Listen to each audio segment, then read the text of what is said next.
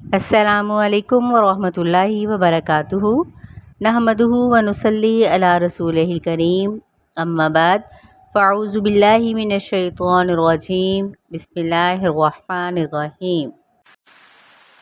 پھر اگلا حکم کیا دیا گیا؟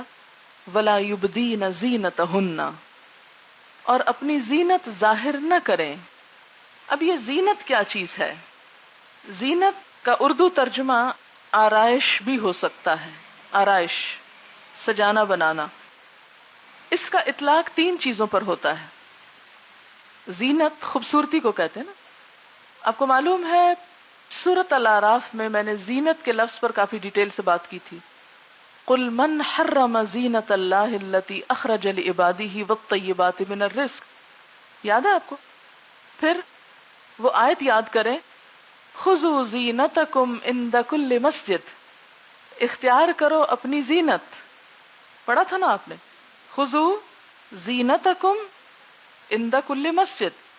تو کیا چیز تھی وہاں؟ حکم کیا تھا؟ زینت سے مراد کیا چیز تھی؟ مسجد میں جا کے کون سی چیز کا اہتمام ہے؟ نمبر 1 صفائی ستھرائی، خوشبو لگانا۔ دوسرا لباس میں عبادت کرنا، یعنی مراد اس سے ڈائریکٹلی یہ ہے کہ لباس پہن کے نماز پڑھو۔ خذوا زینتکم، اور لباس کو کیا بنایا؟ میرا خیال ہے کہ ذرا آپ وہ آیات دوبارہ نکال لیں، کراس چیک ہو جائے اور آپ کو زینت کا مفہوم سمجھ آ جائے، کیونکہ بہت سارے لوگ اس لفظ پر منمانی تشریحات کرتے ہیں۔ میں چاہتی ہوں کہ یہ تشریح آپ قرآن کے الفاظ میں ہی رکھیں، یعنی قرآن سے اس کی دلیل کے ساتھ۔ یہ ہے سورۃ الاعراف آیت نمبر 31، یا بنی آدم خذوا زینتکم عند کل مسجد۔ پھر اس کے بعد 32 میں قل من حرم زینت اللہ التی اخرج لعبادہ والطیبات من الرزق۔ پھر اس کے بعد 26 میں بھی آیا نا، یا بنی آدم قد انزلنا علیکم لباسا یواری سوآتکم وریشا۔ تو ریشا کا ترجمہ آپ کو یاد ہے نا، پر سے کیا تھا، اور پروں میں کیا ہوتا ہے؟ پروٹیکشن کے ساتھ خوبصورتی، اور اس کے رنگ اور ڈیزائن اور وہ سب کچھ۔ ریش جسم کا فرسٹ ڈریس، پہلا ڈریس جو جسم کے ساتھ لگا ہوتا ہے، یعنی جو انسان نارملی اپنے گھر میں پہنتا ہے۔ تو اس سے آپ تینوں جو آیات ہیں ان کو سامنے رکھ کر زینت کو کچھ یوں ڈیفائن کریں گے کہ زینت کا اطلاق 3 چیزوں پر ہے۔ لباس بھی زینت ہے، جسم کے فگرز بھی زینت ہے، اور میک اپ وغیرہ، جیولری اور میک اپ بھی، کیونکہ وہ سجانے بنانے کا مزید کام کرتا ہے۔ تو ایک عورت کا حسن 3 چیزوں میں ہوتا ہے، اس کی جسمانی ساخت، جس میں خاص طور پر سینہ آتا ہے، جس کے لیے آگے مزید حکم دیا گیا بہت کھول کے کہ سینہ چھپائیں۔ سینہ یہ جسمانی ساخت میں ہے۔ پھر اسی طرح اور سب سے زیادہ زینت کہاں ہوتی ہے عورت کی؟ اس کے ہونٹوں، اس کے آئیز، اس کی وہ جو باقی چیزیں ہیں اس میں، یعنی چہرہ آپ کہہ سکتے ہیں۔ پھر اس کے لباس میں، کیونکہ عورت کو زینت کا لباس پہننا کار ثواب ہے، یعنی اس کا جو ڈریس ہے۔ اور آپ دیکھیں گے کہ مردوں کا کیا ہوتا ہے، سمپل ایک ہی رنگ ہوتا ہے، عموماً سفید یا گرے، یا کوئی گلابی نیلے پیلے وہ رنگ نہیں پہنتے، نہ ان کے اوپر کوئی خاص پھول بوٹے ہوتے ہیں۔ وہ بیچارے اگر بوٹے کڑواتے بھی ہیں تو سفید پہ سفید ہی ہوتے ہیں، جو اتنا پتہ ہی نہیں چلتے۔ اور تیسری چیز میک اپ، کوئی کمی کوتاہی جو رہ گئی ہو اس کو میک اپ کر لیا جائے، یعنی اپ ٹو دا اسٹینڈرڈ لے آیا جائے اور پوری طرح اٹریکٹیو بنا لیا جائے۔ اچھا، اسی طرح جو زینت ہے اس میں بال بھی آ جاتے ہیں، کہ جتنے % لوگ آئیز سے اٹریکٹ ہوتے ہیں اتنے ہی بالوں سے بھی اٹریکٹ ہوتے ہیں۔ اب اس کے بعد یہ ہے، کیا فرمایا؟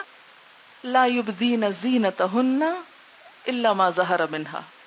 ایکسیپشنل چیز بھی بتا دی کہ اپنی زینت ظاہر نہ کریں، یعنی اپنے گھریلو ڈریس میں باہر نہ نکلیں۔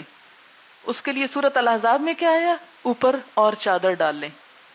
پھر اگر میک اپ وغیرہ کر کے اپنے اعضاء کو بہت خوبصورت بنایا گیا ہے تو اس کو بھی، کیونکہ آخر میں آیت میں آتا نا کہ پاؤں کے اندر بھی اگر کوئی زینت کی چیز، زینت ہن پیچھے پھر آ گیا نا، ایک اور جگہ پر لفظ آیا کہ ایسی چال بھی نہ چلیں۔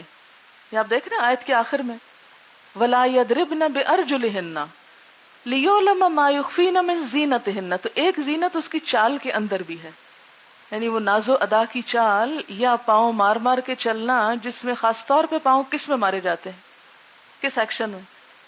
ڈانس شانس میں، ماڈلنگ میں، تو وہ بھی زینت میں، یعنی واضح طور پہ پاؤں مت مارے تاکہ چھپی ہوئی زینت سامنے نہ آئے. اور اس لحاظ سے بھی کہ جب پاؤں مار مار کے چلتا ہے انسان، تو پاؤں میں اگر پازیبیں پہنی ہوئی ہیں یا جسم میں اور کوئی ایسا زیور پہنا ہوا، تو دھم دھم کی چال سے وہ سارا چھن چھن کرے گا اور کلیجہ دہل جائے گا. تو اس میں کیا ہوگا کہ ایسی چال سے بھی پرہیز کریں، یعنی ناز و ادا بھی شامل ہو جاتا ہے زینت میں. زینت، چال، ناز و ادا اور پاؤں کو زور زور سے مار کے زیورات کی چھنکار کرنا، یا چال کے ذریعے بھی اٹریکٹ کرنا. اور اس کے علاوہ لباس، اور لباس کے ساتھ ایسا زیور کہ جو زینت ہی کے لیے، آپ دیکھیں نا زیور، جیولری جو ہے وہ زینت کے لیے پہنی جاتی ہے نا، یہ کوئی اور مقصد ہے زیور پہننے کا، یا نمائش ہو سکتا ہے کہ دکھاوا کرنا. اس کے علاوہ اور کیا مقصد ہے اس بوجھ کو اٹھانے کا؟ وہ سامری نے تو کہا تھا حملنا اوزارا من زینت القوم. وہ کیا آیت ہے کہ ہم زیورات کی زینت اور اس سے لد گئے تھے، بوجھ تھا ہمارے اوپر. یہ تو ایک بوجھ بھی ساتھ ہوتا ہے. جن لوگوں کو عادت نہیں ہوتی زیور پہننے کی، ان کو اگر پہنایا جائے تو یوں لگتا ہے جیسے جنجال میں بند گئے. بہرحال اب یہاں پر کیا آتا ہے کہ زینت کو مت دکھائیں الا ما ظہر من. اب یہ جو ظاہر ہو جائے اس میں سے، یعنی جو ظاہر ہو رہی ہو، جس کے ظاہر کیے بغیر گزارا ہی نہیں، یا جو ایک نیچرل ہے جس کا ظاہر ہونا. اب یہ لفظ نوٹ کریں، ظاہر ہونا، ظاہر کرنا، یہ دونوں فرق ہیں. لفظ پہ غور فرمائیے. ما ظہرا، جو خود ظاہر ہو جائے، منہا، اس میں سے. ہا کی ضمیر کدھر جا رہی ہے؟ زینت میں سے. زینت میں سے جو کچھ خود ظاہر ہو جائے، ظاہر کیا نہ جائے. مثلا اب اگر ایک عورت چل رہی ہے اور اس کی چال میں ہے اٹریکشن، اب وہ بیچاری کیا کرے؟ گھر تو نہیں بیٹھ سکتی، اس نے ضرورت کے لیے باہر نکلنا ہے. بخاری کی حدیث ہے جس میں آتا ہے ان اللہ قد اذن لکن ان تخرجن لحوائجکن. اللہ نے تم کو اجازت دی ہے کہ تم نکل سکتی ہو اپنی ضروریات کے لیے. عورت اپنی ضرورت کے لیے نکل سکتی ہے، جس میں اس کی عبادت بھی ہو سکتی ہے. مثلا حج پہ جا رہی ہے، یا کبھی مسجد جا رہی ہے، جیسے مسجد نبی میں اب بھی خواتین جاتی ہیں، حرم کے علاوہ اس مسجد میں یا کسی اور مسجد میں، کسی اسلامک سینٹر میں یہاں آ رہی ہیں آپ مثلا. یا آپ کو شوہر ایسی مصروفیت میں کہ آپ کو بازار جا کے سودا سلف بھی خریدنا ہے. ہم دیکھتے ہیں ازواج مطہرات کے علاوہ صحابیات جو ہیں وہ خرید و فروخت کے لیے گھر سے باہر نکلی ہیں، جنگوں میں بھی نکلی ہیں، اور بھی کئی کاموں میں نکلی ہیں، دین سیکھنے کے لیے بھی، جنگ و جدال میں بھی، اور خرید و فروخت کے لیے بھی. تو اسلام نے یہ کہیں نہیں سکھایا کہ عورت صرف گھر کے اندر قید کر دی جائے. یہ تو سزا ہے ان عورتوں کی جو فحاشی کا ارتکاب کریں، جو زنا کریں. ابتدائی سزا تھی نا کہ ان عورتوں کو امسکوہن فی البیوت حتی یتوفاہن الموت، پیچھے آپ پڑھ چکے. واللاتی یاتین الفاحشۃ، وہ عورتیں جو بے حیائی کا، یعنی مراد فاحشہ سے یہاں زنا ہے، ارتکاب کریں تو کیا کرو؟ انہیں گھر میں قید کر دو. یہ ابتدائی حکم ہے جب زنا کی حد نہیں آئی تھی. بعد میں کیا ہے؟ حد جاری کرو اور کرنے دو اس کو اس کا کام، جیل میں بند مت کرو. ہمارے ہاں تو جیلوں میں لوگ سڑتے رہتے ہیں نا، اور غلط کام وہاں کرتے ہیں. بہرحال تو عورت کو یہ نہیں کہا گیا کہ وہ گھر میں بند ہو جائے، یا اگر گاڑی میں بیٹھی ہے تو گاڑی کے بھی پردے لگا کر بیٹھے، یا ٹانگے پالکی میں بیٹھی. جیسے انڈیا میں پہلے پاکستان ہندوستان کی تقسیم سے پہلے کیا ہوتا تھا کہ عورت چادر میں بھی نکلی اور چادر کے اوپر جس گاڑی یا ٹانگے میں بیٹھی اس کے اوپر بھی ایک حجاب ڈال دی. یہ ایک زیادتی تھی. اس کا پھر ریاکشن کیا ہوا کہ صرف وہ نہیں اترا، وہ جلباب بھی اتر گیا ساتھ ہی. کیونکہ جب بھی آپ دین میں ناجائز سختی پیدا کریں گے، حد سے بڑھیں گے، اس کا ریاکشن لازمی ہوگا. اور ریاکشن جب کسی چیز کا ہوتا ہے تو کیا ہوتا ہے؟ پھر وہ حد پہ نہیں جا کے روکتا، پھر حد سے دوسری طرف کو نکال دیتا ہے. اس لیے قرآن کو اور سنت کو سامنے رکھتے ہوئے جو حقیقی احکامات ہیں اور جو ہمیں صحابہ کرام کے فتاوی اس میں ملتے ہیں، جو آراء ملتی ہیں، اس کے مطابق ہم جو بھی چیز ہوگی سامنے لائیں گے. اپنی عقل، اپنی خواہش، اپنی مرضی، یہ سب ایک طرف ہم رکھیں گے، اس لیے کہ ہمارا معاملہ اللہ سے ہے. ہمارا حساب ہم سے ہماری خواہشات نے نہیں لینا، جزا سزا ہماری عقل نے نہیں دینی. ہم سب کو ایک اگلے امتحان میں جا کر اللہ کے ہاں اپنے آپ کو سرخرو کرنا ہے. ہمارا اصل سب سے بڑا مسئلہ یہ. آپ دیکھیں کہ اس دنیا میں ہم سب کا سب سے بڑا مسئلہ اگر کوئی ہو سکتا ہے تو وہ یہی ہے کہ اس دنیا کے خاتمے کے بعد ہم پہ کیا گزرنے والا ہے، اس کے لیے ہم اپنے آپ کو کس طرح پریپیئر کریں. دنیا میں مسائل ہمیشہ رہے ہیں، پہلے زمانے سے رہے ہیں. آئرن ایج میں بھی رہے ہیں اور سٹون ایج میں بھی رہے ہیں اور بعد کے مشینی دور میں بھی رہے ہیں، اور آج کی ترقی یافتہ دنیا بھی مسائل سے بھری ہوئی. آج اگر ہمارے تھرڈ ورلڈ کے مسائل یہ نا کہ ہماری سڑکیں ٹوٹی ہوئی ہیں اور ہمارے پاس صحت کے مسائل ہیں، تو یہاں سے آپ نکل کر اچھی سڑکوں والے ملکوں میں چلے جائیں اور اچھی صحت کی فیسلٹیز والے میں، تو وہاں اور اتنے بڑے بڑے مسائل آپ کو کھڑے نظر آئیں گے کہ سڑکیں بھول جائیں گی آپ کو. تو انسان کا اصل مسئلہ صرف دنیاوی مادی اعتبار سے اچھا طرز زندگی نہیں. میرا اور آپ کا اور ہم سب انسانوں کا جو سب سے اہم سوال ہے، جو ہم کو ہر وقت اپنے آپ سے پوچھتے رہنا چاہیے، وہ یہ کہ مرنے کے بعد ہمارے ساتھ کیا ہوگا، وہاں ہم سے کیا پوچھا جائے گا، وہاں کے لیے ہم کو کیا چاہیے، اس کی تیاری ہمیں کس کس طرح کرنی، کون سے حقوق اللہ ادا کرنے اور کون سے حقوق العباد ادا کرنے. ہم سب ایک سخت امتحان سے گزر رہے ہیں، اور اس وقت کے خاتمے کے بعد اگلی زندگی سے کوئی واپسی نہیں. اس لیے بہت ہوش حواس سے، بہت سوچ سمجھ کر اور ہمیشہ اللہ کی مرضی کے تابع رہتے ہوئے ہم نے ہر معاملے کا فیصلہ کرنا ہے. اس لیے کہ نہ تو ہمیں کسی نے بچانا ہے، میں آپ کو بچا نہیں سکتی، آپ مجھے نہیں بچا سکتی، نہ کوئی دنیا کا مال و دولت ہم کو بچا سکتا ہے، نہ کوئی عالم بچا سکتا ہے، نہ کوئی اور بچا سکتا ہے. اس معاملے میں ہمیں اپنی عقل سمجھ بوجھ کو استعمال کرتے ہوئے نیک نیتی اور خیر خواہی اور اخلاص کے ساتھ اللہ اور اس کے رسول کے حکم کو سمجھنے کی کوشش کرنی ہے. یہ میں نے تمہید اس لیے بیان کی کہ عموماً یہ ہوتا ہے کہ ایسے احکامات جب آتے ہیں تو لوگ اختلافی باتیں کر کے جو اصل بات کی اہمیت ہوتی ہے اس کو کم کرنے کی کوشش کرتے ہیں. تو ہمیشہ اختلافات میں جس شخص کو یہ فکر ہو کہ میں نے خدا کو جواب دینا ہے، وہ صرف فتوے پر بھی اکتفا نہیں کرتا، وہ ہمیشہ تقویٰ کی راہ اختیار کرتا ہے. تو بات یہ ہو رہی تھی کہ جو خود سے ظاہر ہو جائے. اب ظاہر ہونے میں کیا کیا چیزیں آتی ہیں؟ ظاہر ہے کہ جب آپ باہر نکل رہے ہیں، کیونکہ جہاں یہ ظاہر کر سکتے ہیں ان کی تو وضاحت آگے آ رہی ہے، وہ میں بات کروں گی کہ جہاں آپ کو کوئی مسئلہ نہیں، پریشانی نہیں. اب پریشانی ہے اس وقت کہ جب ان رشتہ داروں کے علاوہ آپ اور لوگوں کے سامنے ہیں یا گھر سے باہر، پھر آپ کو کیا کرنا ہے؟ جہاں آپ اپنی زیب و زینت کے ساتھ جا سکتے ہیں وہ تو یہ بتا دیے گئے نا کہ کون کون ہے، یہ سارے نام آپ نے پڑھے اور پڑھ لیں گے ابھی. تو ان کے علاوہ جو دوسرے لوگ ہیں وہاں ہم کو کیسے بہیو کرنا ہے، کس لباس میں رہنا ہے، کیسی گفتگو کرنی ہے، کیسی چال چلنی ہے، کیسا لین دین کرنا ہے، تاکہ ہم ان ساری ممکنہ قباحتوں سے بچ سکیں جس کے نتیجے میں زنا اور قذف کی حدود جاری ہوتی، دنیا کی سزا سے بھی بچ سکیں اور آخرت کی سزا سے بھی بچ سکیں. تو پہلی چیز یہ کہ جو خود ظاہر ہو جائے. اب جب آپ باہر نکل رہے ہیں، مثلاً گھر سے باہر، گھر کے اندر تو یہ جو شوہر سسر رشتہ دار ہیں ان کا تو کوئی مسئلہ نہیں، اب گھر سے باہر کی بات اسی لیے میں کر رہی ہوں.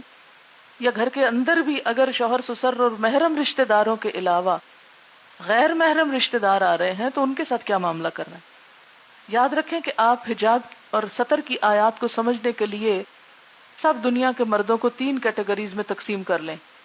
ایک ہے آپ کے محرم رشتہ دار، اور اس کے اندر یہ سب آ جائیں گے جس کا نام یہاں قرآن میں دیا گیا ہے، کچھ احادیث سے بھی ہم کو پتہ چل جاتا ہے. دوسرے نمبر پہ وہ آ جاتے ہیں کہ جو غیر محرم رشتہ دار ہیں، مثلاً دیور ہے، مثلاً اس کے علاوہ کزنز ہیں، فرسٹ کزنز ہیں یا سیکنڈ کزنز ہیں یا اور برادری کے لوگ ہیں، یہ سب اس سیکنڈ درمیان کی کیٹیگری میں آ جاتے ہیں. اور ایک تیسری کیٹیگری ہے ان سارے غیر مردوں کی جن سے ہماری کوئی رشتہ داری نہیں، کوئی جان پہچان نہیں، کچھ نہیں. جان پہچان ہو بھی تو وہ ہمارے غیر ہیں، نہ ہمارا ان سے نسب کا رشتہ ہے، نہ سسرال کا رشتہ ہے، نہ کوئی رضاعت کا رشتہ ہے، نہ کچھ اور، کیونکہ رضاعت سے بھی غیر محرم جو ہیں وہ محرم ہو جایا کرتے ہیں۔ وہ حدیث آتی ہے نا کہ جس میں آتا ہے کہ الرضاعۃ تحرم ما تحرم النسب، رضاعت بھی ان چیزوں کو حرام کر دیتی جو نسب سے حرام ہو جاتا ہے۔ تو کسی بھی غیر مرد کو اگر آپ نے خود دودھ پلایا ہے، یا آپ کی ماں نے دودھ پلایا ہے، یا آپ کی بہن نے دودھ پلایا ہے، تو وہاں بھی پھر وہ ایسا ہی رشتہ قائم ہو جائے گا جیسے بہن کا بیٹا یا ماں کا بیٹا، یعنی آپ کا بھائی یا آپ کا اپنا بیٹا، وہ پھر اسی میں سارے آ جائیں گے، ٹھیک ہے۔ تو اس کے علاوہ، یعنی رضاعت کے علاوہ، نسب کے علاوہ، سسرال کے علاوہ، وہ تمام لوگ جن سے ہمارا کوئی واسطہ نہیں، وہ تیسری کیٹیگری میں آ جاتے ہیں، غیر محرم لوگ، خواہ وہ مسلمان ہوں، خواہ وہ غیر مسلم ہوں، خواہ وہ شریف ہوں، خواہ وہ بدماش ہوں، وہ سب اس میں آ جاتے ہیں۔ ان کے اوپر ایک ہی ٹائٹل ہے، غیر محرم، جو آپ کے محرم نہیں۔ اب آپ دیکھیں کہ جب آپ گھر کے اندر ہیں اور گھر میں آپ کے دیور جیٹھ بھی رہ رہے ہیں یا برادری کے لوگ بھی آ رہے ہیں، تو آپ نے کیا احتیاطیں کرنی ہیں، اور کیا ان کے سامنے آپ وہی معاملہ کریں گے جو آپ کسی غیر مرد کے ساتھ کر رہے ہیں، یا وہ معاملہ کریں گے جو آپ اپنے محرم رشتہ داروں سے کر رہے ہیں؟ یہ سوال ہمیشہ رہتا ہے، آج بھی جو سوال تھے اس میں بھی ایک سوال یہ تھا کہ ایسے رشتوں کے ساتھ کیا کریں جو قرآن نے مینشن ہی نہیں کیے، بلکہ ان کے بارے میں بڑی سخت باتیں بھی آئی ہیں، جیسے دیور کے بارے میں آیا کہ الحم الموت، کہ دیور تو موت ہے، سب سے زیادہ خطرہ ہی انسان کو وہاں سے ہو سکتا ہے، کیونکہ رشتہ دار بھی ہے، قریب ہے، جان پہچان بھی ہے، انٹریکشن بھی ہوگا، زیادہ احتیاط کی ضرورت ہے۔ اب کرنا کیا ہے؟ اب آپ دیکھیں کہ جب باہر نکل رہے ہیں آپ تو کیا کر رہے ہیں؟ یدنین علیہن من جلابیبہن کر کے نکل رہے ہیں، کوئی مسئلہ نہیں، نہ کوئی آپ کو جانتا نہ آپ کسی کو جانتے، کوئی پریشانی نہیں۔ مسئلہ اس وقت زیادہ ہوتا ہے جب آپ گھر کے اندر موجود ہیں اور آپ کے ایسے رشتہ دار گھر میں آ کے کئی کئی دن تک براجمان ہو جاتے ہیں، پھر اس میں آپ کو کیا کیا احتیاطیں کرنی ہیں۔ اور تیسرا یہ ہے کہ یہ جو محرم رشتہ دار ہیں، پھر ان کی کیٹیگریز ہیں۔ محرم رشتہ داروں میں سب سے پہلے شوہر آتا ہے۔ شوہر سے کسی قسم کی کوئی چیز بھی چھپی ہوئی نہیں، ہر چیز، ہر قسم کی زینت اس کے سامنے جائز ہے۔ پھر اسی طرح باپ اور سسر آ جاتے ہیں جو عمر میں بڑے ہیں آپ سے، ان کے سامنے آپ ایسی زینت نہیں دکھائیں گے جیسے آپ اپنے شوہر کے سامنے کر رہے ہیں، اس لیے ان سب میں بھی فرق ہے کچھ نہ کچھ، لیکن اتنی زیادہ سختی بھی نہیں، اس لیے کہ وہ عمر میں آپ سے بڑے ہیں اور ان کا اور آپ کا رشتہ ایک مختلف قسم کا رشتہ ہے۔